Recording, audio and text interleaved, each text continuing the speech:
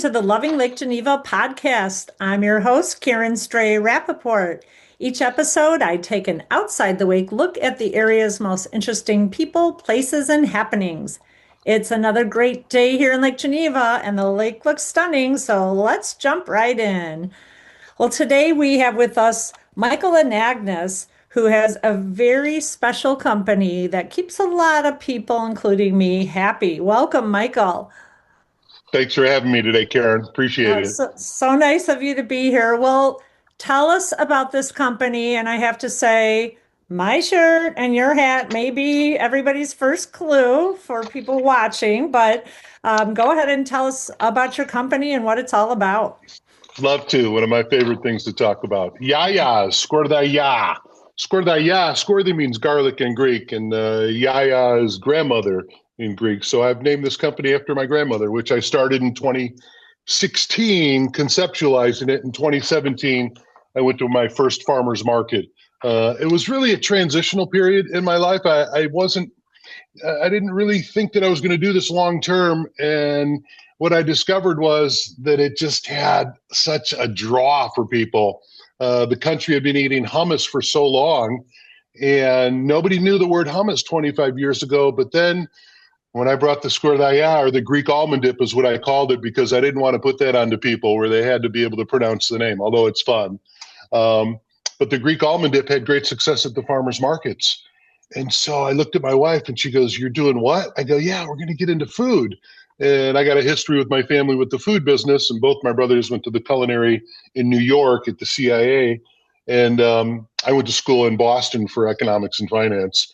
And here I am getting into the food business. But what I discovered was that the clean label of my product, the fresh ingredients, really was a draw for the consumer. And then the farmer's market was a great proof of concept. So that gave me the opportunity to share my love. You know, part of my slogan is to share the love. And I get to feed people. You know, when people come by the farmer's markets, I say, "Can I feed you?" And they look at me and they go, "What?" I go, "I'd like to feed you." And it's just an act of humanity. And it's, you know, very ethnic, right? You see in that My Big Fat Greek Wedding, you know, "You're a vegetarian, we'll eat lamb." You know, we just like to feed people. And so that gave me an opportunity to interact with the people, to interact with my passion, which was food, which I discovered that's what I grew up with, and I loved it. And then to bring creative new flavors. So, you know, my product is a clean, you know, almonds, olive oil, fresh lemon, fresh garlic, a little sweet potato. The story behind that is, real quick, my yaya, right, on the mountain, on the island of Crete, off the coast of Greece, this is peasant food. And so she would make this with all the ingredients that I mentioned, but then instead of sweet potatoes, she would put stale bread in there.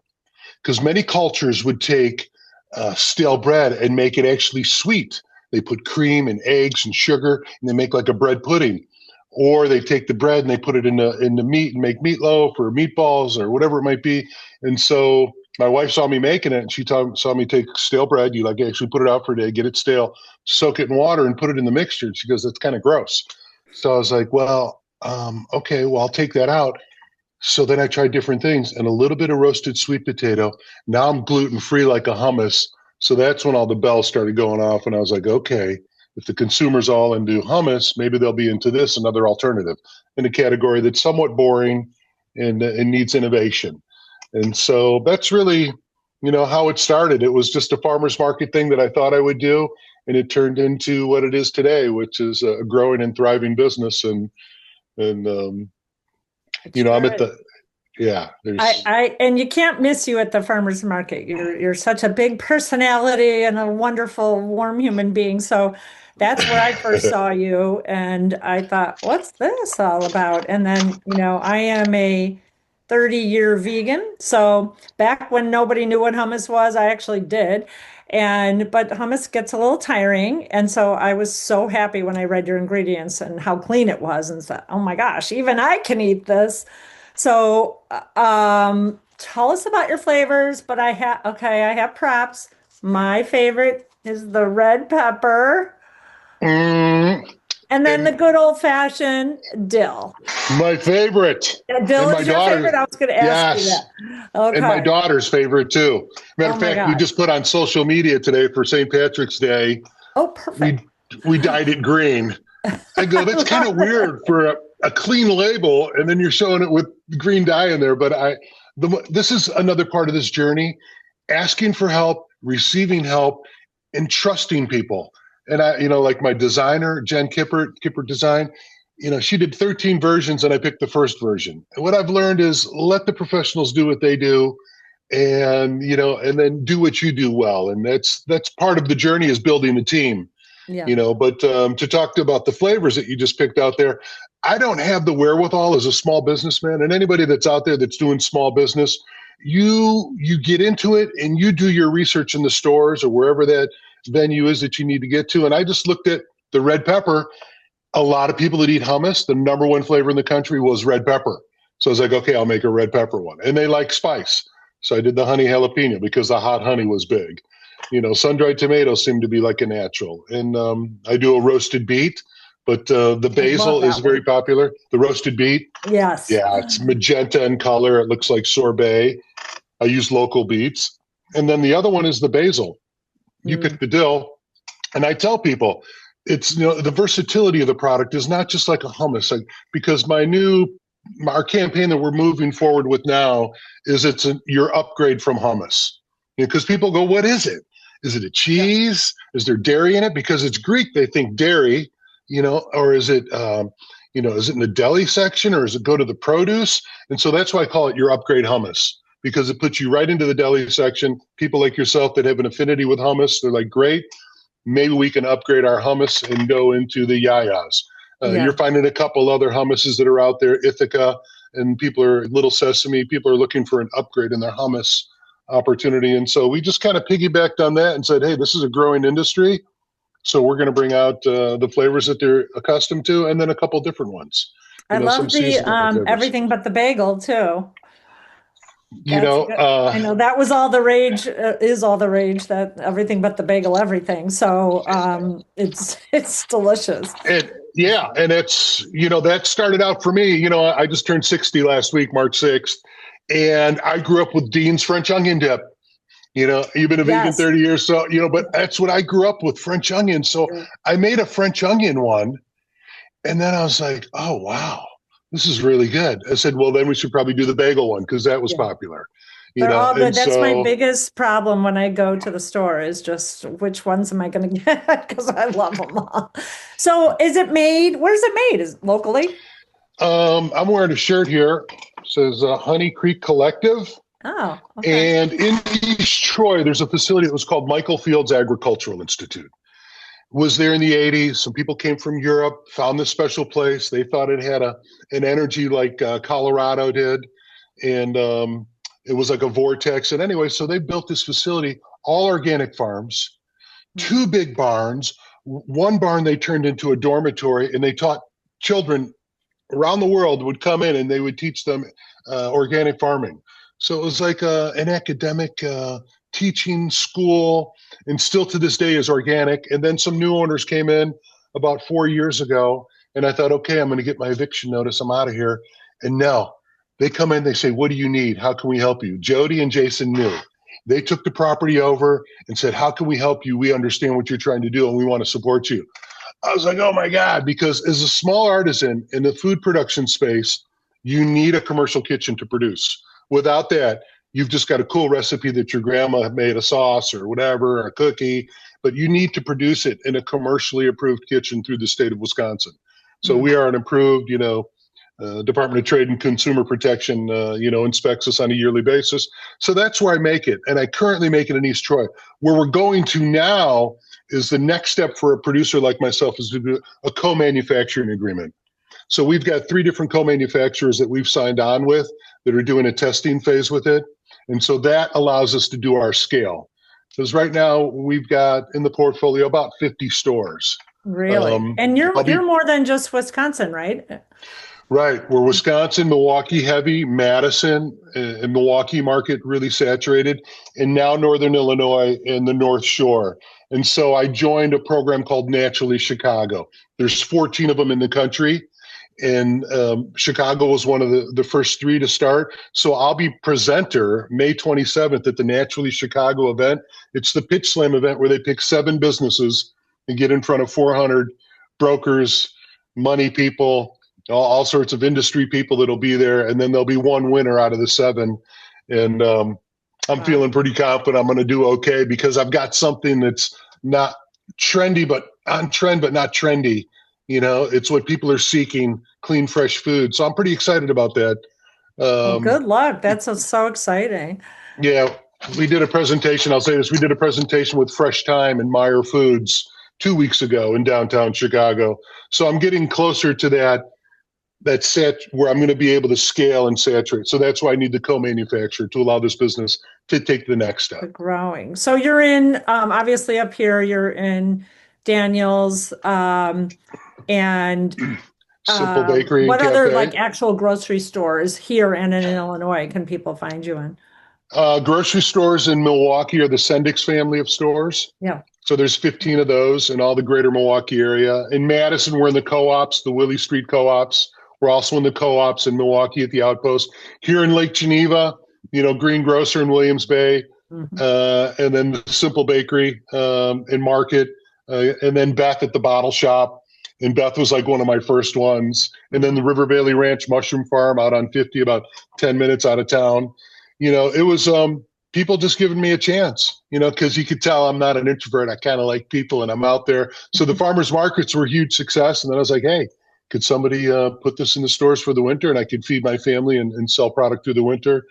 And, look where we are today. We're looking at a facility that'll be able to punch out 100,000 units a month and grow from there. So pretty exciting. Yeah. No, it's amazing. And you have, your family, your whole family has some background here in Lake Geneva. Yes. Tell us a little bit about that and, how you ended up here. Yeah. My father is from Milwaukee, first generation Greek. So his parents were born in Greece. And my mother is first generation out of Chicago. So they got married. They were going to move to Green Lake or Lake Geneva, Greeks. And they got a diner in Lake Geneva in 1958 called the Olympic, which is still there today. And then my father got into nightclub business, which is where Hogs and Kisses is in Lake Geneva. Previously, that was the Black Knight. And then it was Papuli's. It was a nightclub. And then in 1972, my father and his brother-in-law split. And my dad went to the lake at 811 Wrigley Drive, where that restaurant is still there today. And my uncle went out on Highway 50 and opened up Anthony's. And so, pretty deep. A lot of Greeks moved to the area: Lake Air, Lake View, Harry's Cafe, the Sharonis family, the Pappas family. There's been some articles written about that, how the Greeks came in and took over the food world here. My mother married my father. He was in the Milwaukee School of Engineering. She's like, I found a Greek, and he's not a restaurateur, and he's not a dry cleaner. And boom, they get married, and he quits school, and they move to Lake Geneva. She's the waitress, he's the cook. And I've got a pretty deep history in the area with the food business. And I didn't think that I would pursue that. Yeah. But it just drew me back. I think it's the farmers markets drew me into it because I get to interact with the people, which is, I love it. How often do you get to express and share your passion with people on a weekly basis? And there's an interaction that goes on there, and I get more out of it than they do. And I just love it. I love watching the kids. And through the years in the farmers markets, it's a real exclusive group. So you see moms that are carrying their child unborn, and then you see them the next year and the next and the next, and they can't make the table. Then they're above the table. It's just like my children. They were 10 months old, 2, 4, and 6 years old when I started. Today they're 11, 13, 15, 17. And my son and my daughter will be going out and doing markets on their own in Illinois. Really? So it's kind of cool. That is great. So I heard a rumor, something about, now I don't know if you're a Bears fan or a Packers fan. It might be a sore subject. I know it's a sore subject in our household because I'm a Packers fan, even though I'm from Chicago. But I heard something about the Green Bay Packers seem to be enjoying your day. Yeah, how cool is that? You look for recognition when you open a business, and I got a call from Seasonal Harvest, which is the direct supplier for the Green Bay Packers when they were sourcing local food products. And they gave me a call and they said, hey, the Green Bay Packers are interested in your product. So they do the basil and they do the honey jalapeno. And matter of fact, I'll be up there on the 25th in Titletown. And all of us that provided food for the Green Bay Packers this year, we're going to get together and they've got a little thing for us. But yeah, I mean, I was jazzed. They said, when I got the call, they go, do you think you could, you think you could deliver? I go, yes, like 2 a.m. Just tell me what time. I am all in there. And so just knowing that they're noshing on it and enjoying it, it's pretty, it's exciting. So looking forward to making them some other flavors this year. And, as we grow and scale our business, the next, the next progression would be, we have the deli size container, Karen, but it's also going to be, the next thing is going to be the 2 ounce, 2.5 ounces, stack of 4 in a little box. So you can take one to the office if you want.